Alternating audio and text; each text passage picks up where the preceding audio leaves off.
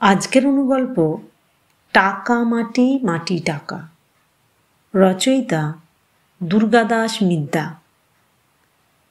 রতনলাল আগরওয়াল কাপড় ব্যবসায়ী, বড় বাজারে গদি আছে। ইদানিং কাপড় ব্যবসার দিকে তেমন মন নেই, আর আগের মতো সেরকম লাভ নেই।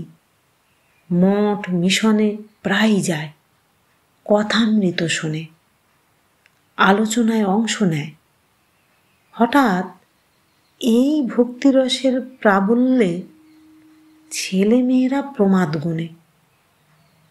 তাহলে যে ব্যবসা এতদিন সংসারটাকে লালন পালন করলো, বাড়ন্ত হলো, সেটা কি এবার ভোগে যাবে? রতনলাল কিন্তু যে সে রতন নয়। সে দেখেছে ঠাকুর কাপড় ব্যবসার কথা কোথাও বলেননি, কিন্তু বারবার বলেছেন টাকা মাটি মাটি টাকা। এই কথাটা রতনলালের মনে খুব গেঁথে গেছে।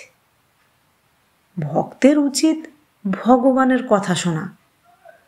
মনে মনে সংকল্প করে নেয়, না, আর কাপড়ের ব্যবসা নয়, টাকা দিয়ে মাটি কিনব। ঠাকুর তো বলেইছেন মাটি থেকে টাকা আসবে। ক্রমে ক্রমে কাপড়ের গদি উধাও, দোকানের সামনে নোটিশ টাঙানো, মাটি কেনা বেচার দোকান। ধীরে ধীরে গড়ে উঠল রতনলাল রিয়েলিটি সেন্টার। একদিন সকালে দেখা গেল রতনলাল রিয়েলিটি সেন্টার উদ্বোধন করছেন মঠ ও মিশনের এক মহারাজ।